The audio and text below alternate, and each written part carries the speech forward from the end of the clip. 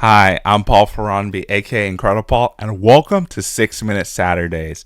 It's a shorter form of the podcast where I dive deeper into specific leadership, business, and career topics. I want to talk about something that's been a pretty hot topic for a while, and it is work-life balance. You heard it right. You probably heard it before, work-life balance. I personally do not like the term work-life balance because I don't really think it is what people think that it is. When I think of something that's in balance, I think of things that are even between work and life. And maybe sometimes that's true, but for majority of people, and even for myself and people I work with, I don't think work and life is always in balance. It's always in flux. There's different things that are higher in some cases, lower in other cases. What I like to talk about really is priorities. Priorities are something that we all know about, but we're not always as intentional about them. So, as you all may know by now, I'm a Maxwell Leadership Certified trainer, coach, and speaker. So I talk a lot about John Maxwell's teaching. And one thing he talks about is who fills your calendar. When you are making priorities, you need to understand what are the things that you're going to do and what are the things you're not going to do. What you're not going to do is, I think, more important than what you are going to do, because that allows you to free up time, create margin, all of these things. So one great book, if you haven't read it before, or maybe you've read it to look back on, is The 7 Habits of Highly Effective People by Stephen Covey.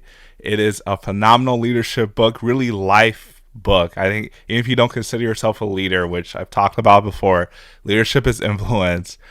But even if you don't consider yourself a leader, it is something that is applicable to you. So, like I mentioned, it's the 7 habits. One of the habits is habit 4. It talks about putting first things first. So this is the whole idea of priorities and this whole thing of things that are urgent versus important. So a lot of times we have things that are urgent, that maybe someone sending you a message or someone calling you on the phone, someone wanting your attention right now. And we have the other things that are important. Things that are important that we can all recognize are your health, your family. Those are the 2 big things. Your career and job are important too, because if you don't have a means of income to come in, you can't really have a successful life. Well, you can't sustain all the things you want to do. So they're also important. A lot of times, and I fall in the trap as well, is that we prioritize the things that are urgent and we don't schedule or plan for things that are important. So in your health, making the time to eat right and work out, get exercise, and then in your family. So I know that's something that I have opportunities in, because there's a lot of different moving parts I have between still working full-time in manufacturing and then leading a nonprofit and all this stuff I do with the podcast and IncrediPaul. And so I have to be really strategic about how I use my time, what I'm not doing. But the key thing with putting first things first is understanding what is the most important thing for you. Take the time to reflect, think about it. What is the most important thing to you? If someone told you that tomorrow was your last day on earth, what are the things you'd be doing? Who are the people you're going to be talking to? What are you trying to accomplish? Keeping things in perspective as far as if tomorrow is your last day, what are the things you're going to be focused on? Who are the people you're going to be spending time with? A lot of times we act like we have all the time in the world, where we don't honestly know what tomorrow is going to bring. And not to make it sobering and talk about death and all that stuff, but it's just a reality. And so that's something that I've been more intentional about from life circumstances over the last few years, and even more recently as well, about what do I want to be known for, or what am I actively doing. And the thing is that it's not something that you can just set and then forget.